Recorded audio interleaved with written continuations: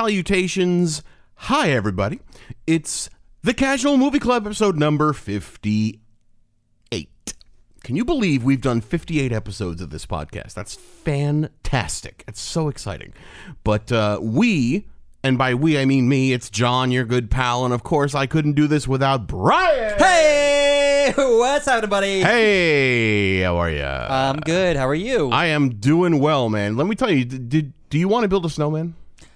I'd like to build a snowman, yeah. Or maybe I should just let it go. Well, I'm not a big fan of snow personally, so I would build a snowman with you if you wanted to come out and play, but I would much prefer if you let it go. Maybe I will, but I'll I was hoping to pull up the IMDb of 2013's Frozen to hopefully give me some other pun to go with, but to talk about the movie that we did today. But I didn't get it up in time. Shit, that sounded bad. Wow. Okay. Anyway, we'll edit. No, we're not going to edit that out. Anyway, how are you, Brian? I'm doing well. How are you? I'm well. Let's just move on from that awkwardness. So we did an interesting movie this week. And by the way, I need to apologize to the listeners, to everybody out there in the Casual Movie Club. Are you particularly well rested this week? No. No? No. I was gonna go for some kind of joke. Yeah, I mean, it's not like I was on vacation or anything, but it's been a rough couple of weeks, especially with work, because a lot is happening at my company, and we didn't meet up last week to record a podcast, but we had some pre-recorded ones. We were going to release one of them.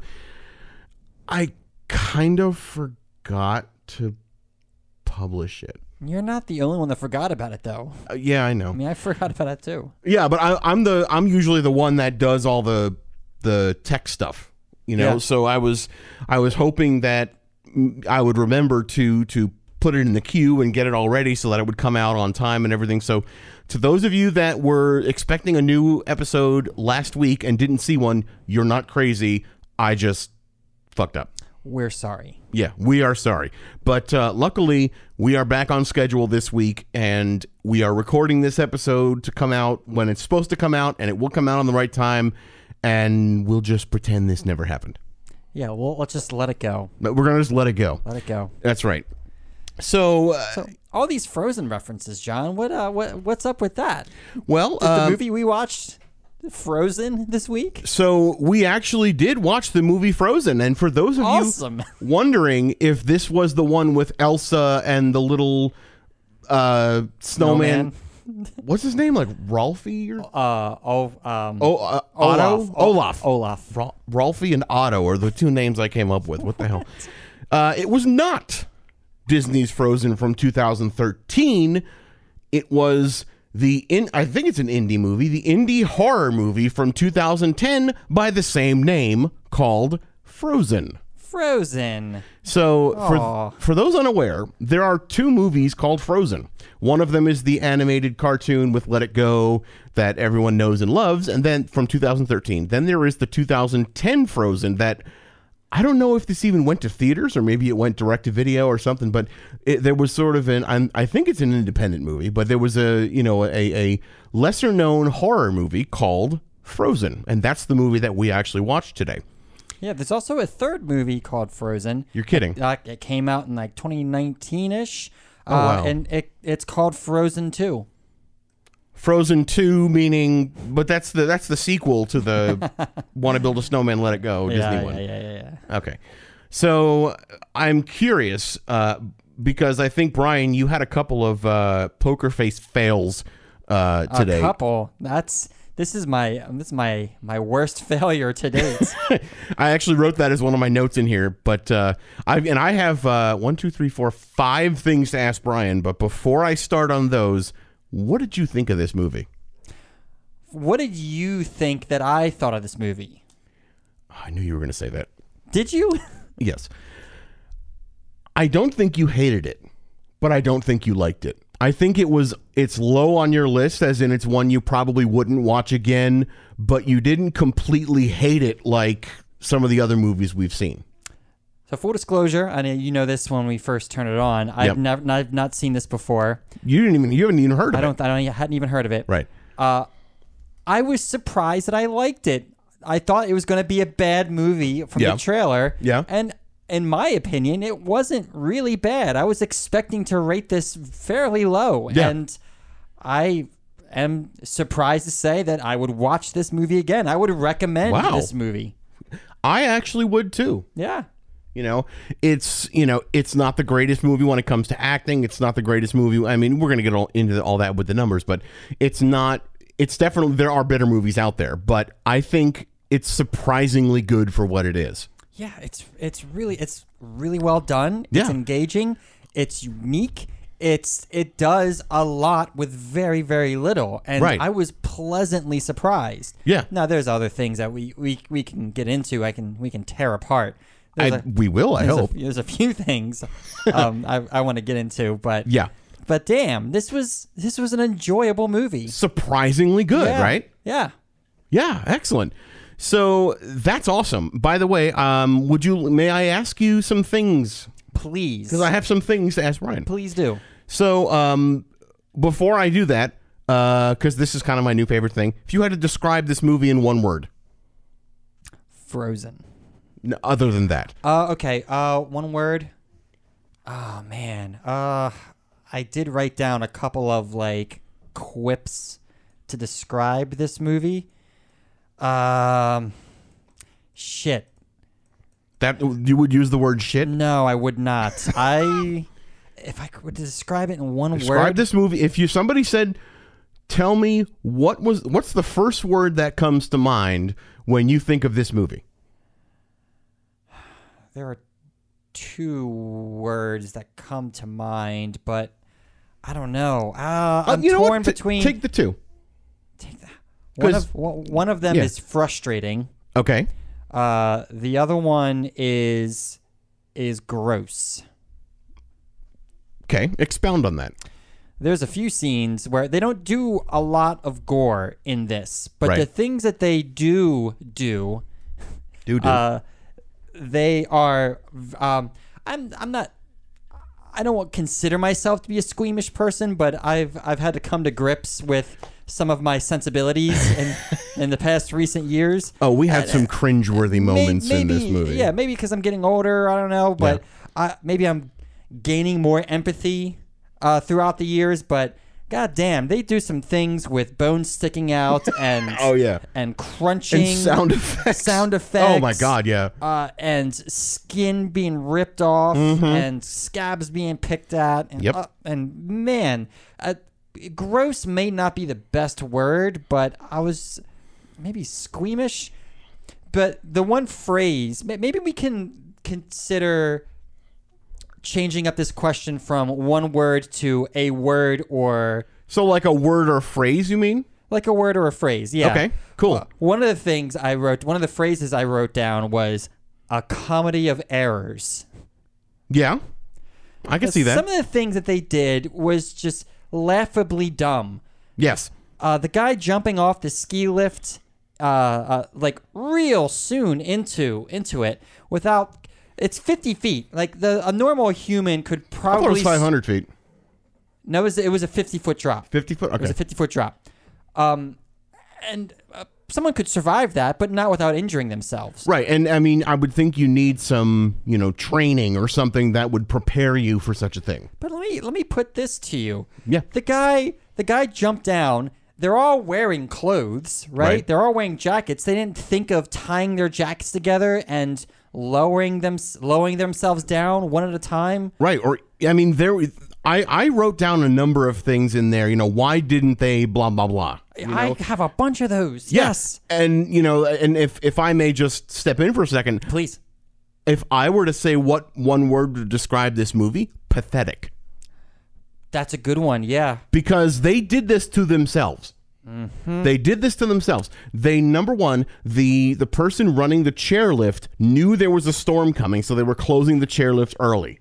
It was his fuck up for letting them get on, but they did this to themselves. Yeah. Number two, they had really cheap excuses and shitty excuses to try to get on the chairlift anyway. They were being assholes. They were totally being assholes. But, they brought all this malice upon themselves. They did this to themselves. They didn't even go up there with cell phones.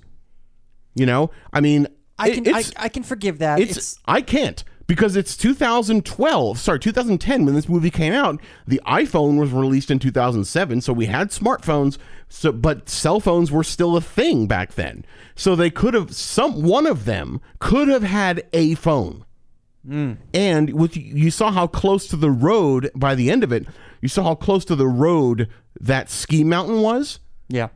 There's a very good chance there would have been cell reception there. Oh, yeah. So this totally inexcusable. They did. All of them said, I don't ski with my cell phone, and I've known people to do that. I've done that myself. And what, ski without your phone? Yeah, ski without your phone. At that time, the last time I went skiing, I've only been skiing like a couple of times, and it was like 2007, 2008. I didn't have an iPhone, right? But phones weren't waterproof. Yeah, at that time. And maybe this is just me, but I would still, if I was with a group of people, I would want to make sure that at least one person had a phone or some means just in case something happened. But maybe that's just me. Yeah, I went with a group of people the last time I went in Blue Mountain in Pennsylvania. Yeah. And there were four of us. And yeah, we all spent the day up there and had lockers. And yeah, it was a lot of fun. It was exhausting though. I bet. I'm not a good skier. Like I said, I've only been a couple times, so it took me all day to get the hang. It was sundown by the time I was confident. Wow. And like stopping, and this is all day of falling down. But see, I've never been skiing. I've always wanted to try it.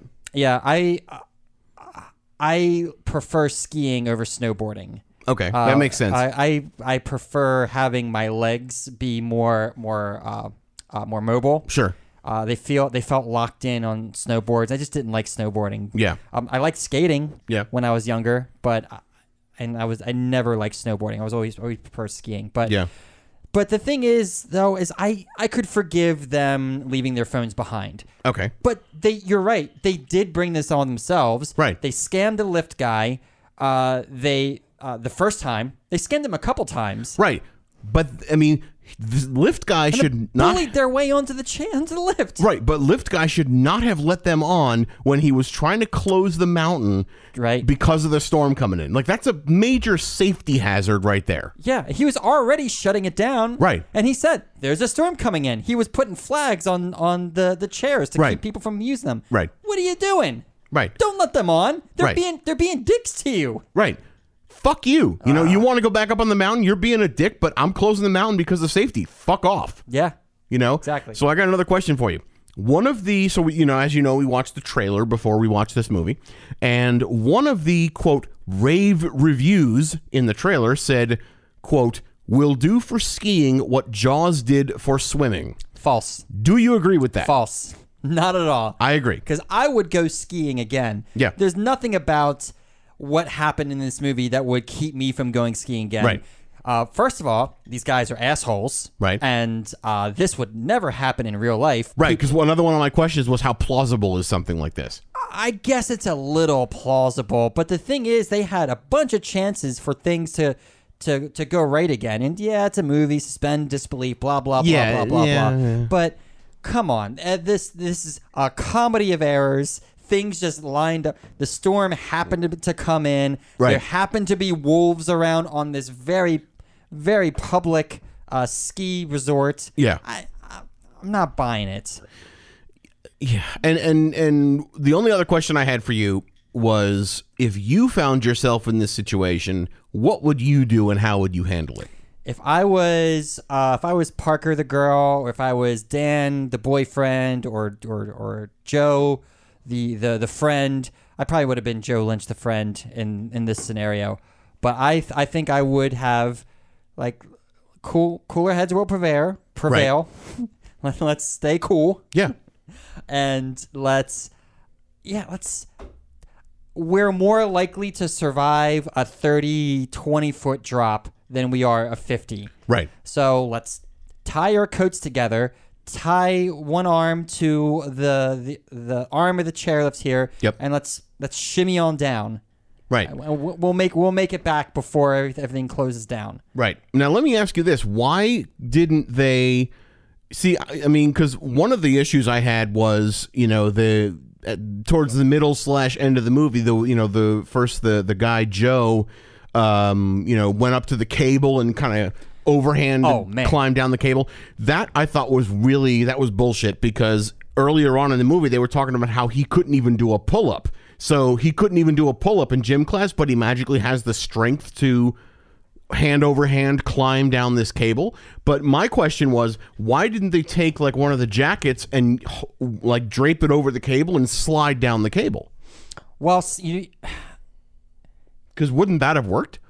That would have worked. I think it would have sliced up the coat too, but or maybe take one of the ski poles and put the ski pole on top and slide down that way. Let's say they couldn't even do that. There's a better way to climb across those things. If you've got the strength to pull yourself up to the cable, right? What you do is you put yourself horizontal and you hook one of your thick plastic ski boots over the top of that cable, and then pull yourself along. You're not putting all of your 150, 180, 200 pound, however much this guy weighed. Right. You're not putting all of that weight on the palm of your hands. Yeah. It's being distributed when you're horizontal. That makes sense. You're shimmying yourself horizontally with your leg taking on some of that distribution, and your legs protected by that big ass ski boot. Right. Exactly. That's anybody who's done any kind of boot camp or seen any kind of boot camp where you've got to climb across. You don't do it monkey bar style. Right. You do it horizontal style. And you're working harder any other way. Right. You're pulling yourself across. Right. I was so every time he did that, I wanted to yell at him, "You're doing it wrong!" Yeah, exactly. And I took issue with the fact that he did it once, kind of went about halfway, then turned around and came back, and then he did it again. Huh? He saw the wolves. That's why he came back the first time. Right. But then he gets back on the original chair, and he's like, "Oh, my hands are all cut up from this," and he's looking at his hands and they're all bloody and stuff through his glove and everything. Right? Why would you do it again? But desperation. I guess. I understand that. Yeah. But he got his. I thought for sure he was going to get away. First time I watched this movie, I did too. Yeah. Yeah, I've seen this movie probably 5 or 6 times. What? Oh yeah. You've seen this movie that many times? Yeah. God damn. Yeah. All right. Let's see. What other notes do you have on this?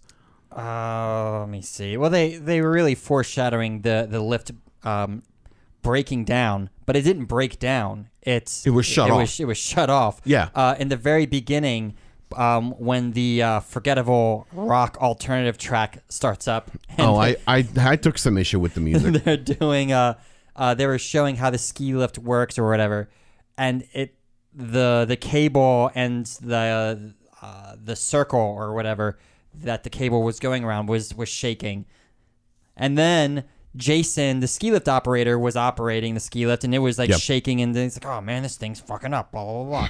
And all this foreshadowing for them to just shut it off. Yeah. Nothing broke down. What else? I have something funny. I don't know if this is even worth doing with this movie, but recast the movie with A-list celebrities. I mean, I would never see A-list celebrities doing a movie like this. But if you had to recast it with A-list celebrities, I'm thinking Ryan Reynolds. And let's see, Ryan Reynolds, maybe. Here we go. Because I've called this guy out a couple times. The guy who played Dan, what was his name? Kevin Zegers. He was Dan, who guy was eaten by wolves. To me, in that movie, he looked a lot like Zac Efron. I could see that. Yeah. So I was calling him Dollar Store Zac Efron in my notes. But if we replaced him with Zac Efron... Is Zac Efron an A-list celebrity, though? I would say so. Yeah. Okay. All right. Yeah. Well, I'll give you that. So maybe we'll say Zac Efron. Who the hell did I just say? I can't think. I don't remember. Ryan Reynolds. Oh yeah. So Zac Efron, Ryan Reynolds, and some girl. Some girl. God, what the hell's her name? Natalie Portman. Natalie Portman. Yeah. College age friends, Yeah, I'd maybe do a Katie Holmes in there. Yeah, I can see that. Yeah. But what do you guys think? I mean, I know this may be asking a lot because this is a lesser known movie, but if you watch this movie, Frozen from 2010, who would you want to see? A-list celebrities. Who would you want to see playing the three main characters? Yeah, I'd be interested in hearing about that. Nick Cage, Bruce Willis, and I gotta say that the dialogue in this was surprisingly engaging. It didn't feel forced. It all felt natural. Even when they were blaming each other after Dollar Store Zac Efron was eaten by wolves. Yeah. One thing that made me laugh out loud. So he jumps down. He breaks his legs. They're trying to have him tourniquet his legs. Yeah, which, by the way, a knit scarf is not going to be strong enough to be a tourniquet. He tied his leg off, and the blood started coming out more. But that's I don't know if that was just bad special effects or whatever. But no, I think that was legit. Like, this guy was like, "What do you think you're going to tie off your leg with, like, the string that secures your glove?" Yeah, it was ridiculous. I didn't think that was bad special effects. I thought that was great. But what really made me laugh, though, is the wolves come. They start eating Dan, and then Lynch and Parker's the girlfriend. Right. Lynch holds her head while Dan's getting eaten. Dan's like, "Don't let her look at me. Nobody look at me." And Lynch's like, "Yeah, I won't let her look." And she's like, "No, let me look. He's like, No. Don't look. Think of Dan." Meanwhile, Dan's screams are echoing up from below. Dan is dinner for these fucking wolves. Think of Dan. Yeah. I am thinking of him. I can't help but think of him. I'm listening to him being eaten alive. Oh, God. That was very, very funny to me. Yeah. But beyond that, for the most part, the dialogue I thought was on point. It was delivered very, very well, very naturally. Okay. Even the ski lodge scene where they were talking shit on Parker before she walked up. Yeah. It's like, that sounds like things that people real. would say. Yeah. Yeah. All right. You got anything else you want to do numbers? One more thing. Go ahead.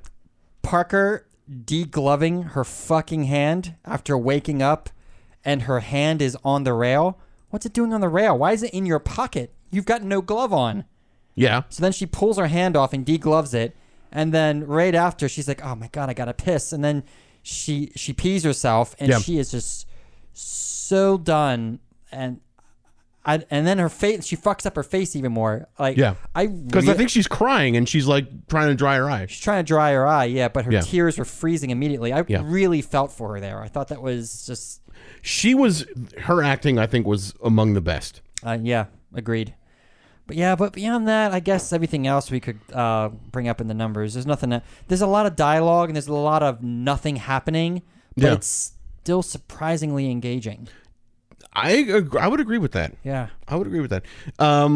So you want to do numbers? Yeah, I'm in. Now, what do you mean numbers? What are you talking about? Well, numbers are the criteria on which we rate these movies that we watch and talk about for your listening pleasure. Ah. And those ratings can be found on our website, casualmovieclub.com. Oh, yeah. Click on the icon in the upper right-hand corner and tap leaderboard. But there's other good buttons up there, too. What are those buttons? Well, there's one called merch. You can actually get merchandise. You know, if you want to rep your favorite movie podcast, because there's so many movie podcasts, but this one is your total favorite. It's mine, too. I'm a little biased, though.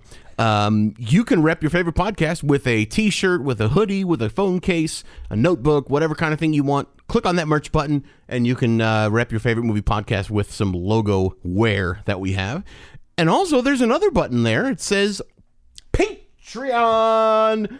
You can click on the Patreon button if you want to help us out financially by giving us as little as $1 or as much as you want every month to help us keep the lights on, help keep us, keep the hosting going, because we are 100% self-funded, ladies and gentlemen. So we are paying to keep the podcast up for all of y'all. If you want to give us a hand with that, we would definitely appreciate it. Don't be afraid to be our first one, because we are at, I don't think we have anybody on there at the moment. Don't be afraid to be the first one if you want to. We would love to have your help and deeply, deeply appreciate it. So check out our Patreon page as well. But if you've already checked those out and you're ready to look at the leaderboard, you can click on the leaderboard button and you will see all of the different movies that we have rated for your listening pleasure. And we have 6 different criteria that we rate on a scale of 1 to 5. The first one being acting. How well do the actors convey the story? How believable were they? But then the actors don't just do it, it's not all on the actors, it's also about the script, Brian. And the script is how well was the dialogue written? Not only the dialogue itself, but the story as a whole. And then the next category is presentation. Right, the editing, the visual effects usage. Was there too many visual effects? Was there not enough? Was there copious amounts of obvious, deliberate, egregious green screen? Did it look fake? How was the visual presentation of it? And then, of course, not only with movies, not only do we have visuals, we have sound. So, Brian, tell us about the music and sound. The music and sound rating is generally the soundtrack as a whole, but we also talk about sound effects, the score, music, etc. Typically, we're referring to the goodies for your ears. The goodies for your ears. And then there's uniqueness. That's right. Uniqueness. Has this movie been done before? And specifically, has it been done before in the years leading up to its release? So movies that came out afterwards, like Disney's Frozen from 2013, don't count. Movies that happened from the year they came out or earlier. Have we seen this type of thing before, or is this something unique? And then, of course, the last one, Brian's favorite one, the engagement factor. Does this movie make you want to get engaged to your loved one? Oh, wait, no, I'm sorry, the wrong engagement. What is engagement factor, Brian? Does this movie keep you engaged? Are you on the edge of your seat? I keep making that mistake. Or would you rather be weeding Twitter?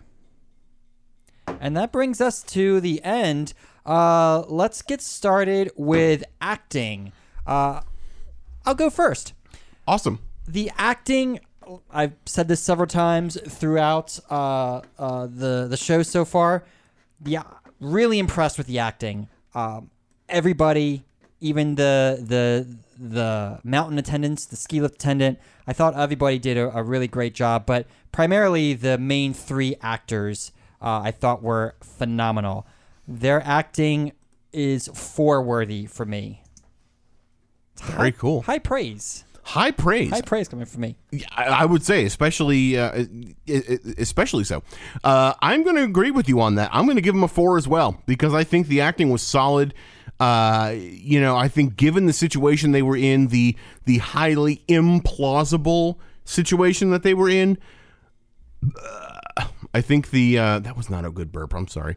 The way they handled it really did have a sense of authenticity to it. I felt for them, especially the first time I watched it. Being that I've seen it a number of times, it wasn't as impactful for me this time around, but I can tell you that as a first-time watcher, it is very good. So I'm going to agree with you on the 4. Nice. The script, I'm going to actually go with a 3.5 for the script, because I think there is something to be said about the implausibility of this situation. One of the things on the IMDb trivia actually says that, or actually it was under IMDb Goofs, it says that ski resorts will send people up, which they called, I think, liftees or something, which I didn't research what that actually was, but what I assume it to mean is that they would send like one person up that does a complete lap of the ski lift to make sure there's no one trapped on there. So, but the whole idea being that people, the people at the ski lift, at the ski resort, they intentionally check for these types of things. I wondered about that. Yeah, so the fact that it's slightly implausible, and the fact that, there's the man-eating wolves, and, there's the some of that was whatever, but I mean, the script by and large, 3.5, I feel like is a good number for me. Yeah, a lot of that is what I was thinking. Also, the one thing that really fucked me up is the tractor driver. I don't know what specifically he was like driving. Right after they got stuck up there, right? Right after they got stuck up there, they were throwing their skis and their he was completely oblivious to it. Yeah, and I don't buy it. Instead of just retreading the same ground you've treaded, I agree with pretty much all of that. I'm going to give it a 3 even. Okay. And then what else? What about you for presentation? What do you think of the visuals? Man, the visuals are great. The camera angles were fantastic. They were up there. The camera guys, whoever they were getting amazing shots. Agreed. Up there. I don't know how they did it, but damn, it was really good. Didn't see or notice any green screen, so I can't say that there were any visual effects that lent itself to green screen. I love the makeup. The when Parker was prying her hand off the bar and the skin was being pulled away. Yeah, thought that was particularly gruesome. Yeah. The legs being broken, I thought was really gruesome too. Oh yes. A little ridiculous, but you know, it was really good. Yeah, really well done. My presentation score is a 4. I liked it a lot. Cool. All right, so I am actually going to also give the presentation a 4. I agree with you on a lot of those things. And fun fact, I did look at the trivia because since I had seen this movie a number of times, I was kind of farting around on my computer a little bit. I read the IMDb trivia for this, and this movie was shot actually entirely practical. So there were no CGI, no visual effects, no nothing. Everything was practically shot. And also, the camera crew that they had hired was afraid of heights, and they were afraid to get up in the chairlift. So all the camera angles that were the camera stuff that were shot on the chairlift was shot by the director and someone else. Oh wow! Yeah, so I found that pretty interesting. That's awesome. So fantastic job, for what they did. Yeah. Music and sound, I really, really battled with this one, because I didn't like the best way I could describe it, I didn't like the American Pie soundtrack. I thought some of the, some of those song choices just didn't fit because I felt like I was waiting to watch like a summer movie. And maybe it just might be my the fact that it's not a genre of music I particularly enjoy or listen to a lot of, or I didn't listen to a lot of it growing up. So, I didn't care for the music selections there, but I thought the music selections later on in the movie were appropriate and they were good. Like the actual orchestral music for, when they were dealing with, the first guy's death, and they were dealing with kind of the depth of what was happening and what was going on. So I thought that really worked well. I was going all over the place. I'm going to land music and sound at a 3.5. Man. I thought that was been lower, but I didn't notice. I was really all over the place on it, man. I didn't notice a lot of the American Pie soundtrack stuff. I noticed the opening track, and there's a little bit of like the upbeat party boy, college girl kind of like rock music, I guess, in the very beginning. Yeah. After that, though, I was too engaged to really notice the score until Parker's low point, where she scratched her face, she had her bathroom accident, and she pried her hand off. Yeah. Like that, I thought that was one of the only times that I was kind of brought out of it enough to notice the score, and I thought it was really good. What I did notice was really good, and I always say this same thing every other week. It seems like if I'm not hearing the score, it's doing its job. Yeah. So my sound is a 3. It was fine. It wasn't bad. Okay. 3 even. Cool. And then how about uniqueness? What are you thinking there? This reminded me a lot of Open Water. Have you seen Open Water? I have. So it's you're stuck in one place. Not a lot's happening.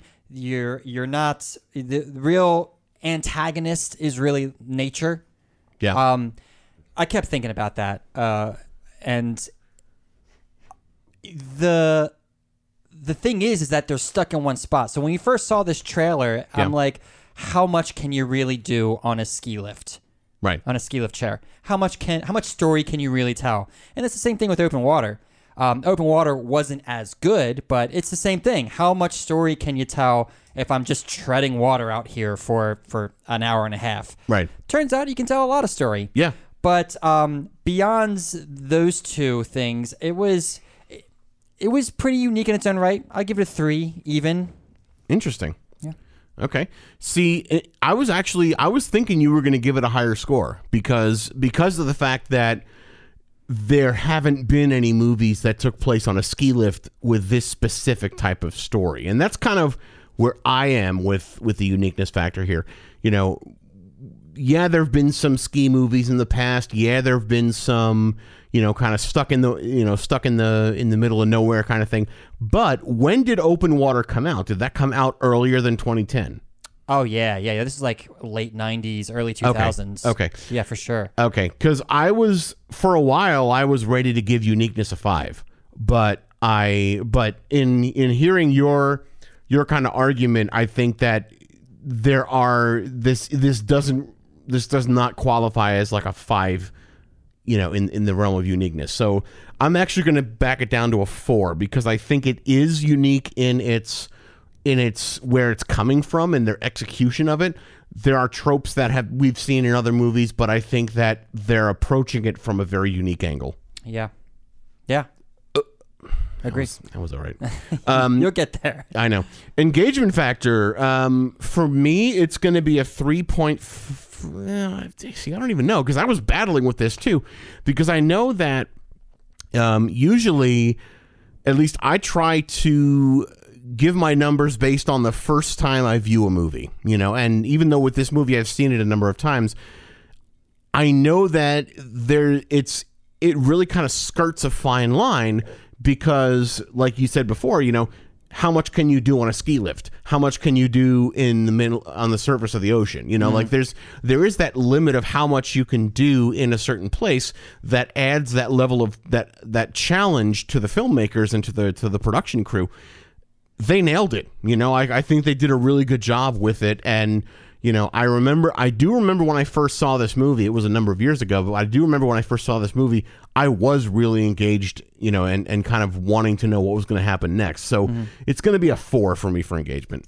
Okay. Yeah. I'm going back and forth on this also. This is not a 5 movie, and I don't think it would ever have been a 5 movie for me. But the thing is, my first time watching it, I was not wholly engaged. I mean, I was engaged because I thought they did a really good job with the tension and the pacing. But there's times where they're having conversations just to stay warm, just to distract themselves from the cold, and just to fend off the boredom. And while those were interesting, I could listen to that and not really be fully engaged. Yeah. So I started off at a 4 with this, but I think I don't usually do this, but I'm gonna do a 3.5. Okay. I was actually hoping you were gonna do a decimal, you know, because I know you're not much of a fan of the decimals, but I'm not usually, but I think this warrants it. Okay, so be that as it may, are you good to go with your numbers? Are you going to do any take back seats? No, engagement factor was the only one I was really truly waffling on. So yeah, numbers are locked in for me. Cool. Okay. So I also am going to say my numbers are locked in. So that means that we are ready to reveal Frozen from 2010, not the Disney version. This is the lesser known horror version. Here we go. Frozen from 2010. Acting 4. Script 3.25. Presentation 4. Music and sound 3.25. Uniqueness 3.5. Engagement factor 3.75 for a total average of 3.6. Oh, 3. Wow. So it's right below Cadence and above Labyrinth. Wow. Okay. Which I think is very respectable for what it is. Yeah. I think it's respectable because it's a movie that's not well known. It does not have any A-list or even B-list celebrities in it. It doesn't have anybody famous in it, you know, and it was, and actually, I made a note of this too. The movie, when it first came out, opening weekend, grossed $131,395. Oh, geez. You know, I don't know what the budget was for this movie. I couldn't find that information, but I would think it was not a super high budget. I mean, it was shot with ARRI cameras and ARRI flex lenses, so that stuff is pretty expensive, but I couldn't find an actual budget for it. Grossed in the USA, it grossed $246,176. Cumulative worldwide, $3.8 million. So it didn't do that great in the box office or anything, but be that as it may, it was still a surprisingly good movie. Yeah. So I think I'm okay with where it's landing. Yeah, I'm looking through the list. Our list is longer sometimes than I remember. Yeah. So it's like bottom half, and I think that's respectable. It's like the top of the bottom half. Yeah. Yeah. So, you know, and I think earlier you mentioned you would recommend it. I would, absolutely. Yeah, me too. I would recommend it. So, you know, this is a good movie to put on. It's a good horror movie. It's a good horror movie, yeah. And, you know, it's a good movie to put on, especially if you enjoy winter sports and skiing and everything. You know, obviously, you got to suspend disbelief because of the fact of this thing not being plausible at all.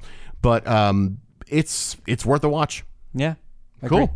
So do we want to talk about what we're going to do next week, or do we just want to leave it up in the air for everyone to be dying to know and wondering what's going to happen next week? Well, I don't know. Do you want to talk about it?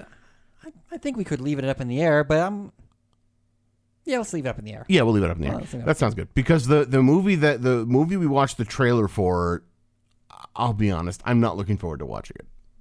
It's going to be pretty bad. But hey, all of y'all out there in Casual Movie Club land, it'll be fun for you guys to listen to. It'll be fun for us after the fact. Yeah, exactly. It's just during is the hard part. I just got to make sure I stock up on Fireball before then. You do. Yeah. So anything else you want to add, or you want to wrap it up? No, let's wrap it up, baby. Yeah, one of our shorter ones. We're coming up on like 42, almost 43 minutes, so we're probably going to wind up just about 44. But we'll see you next time. Okay, bye. Bye.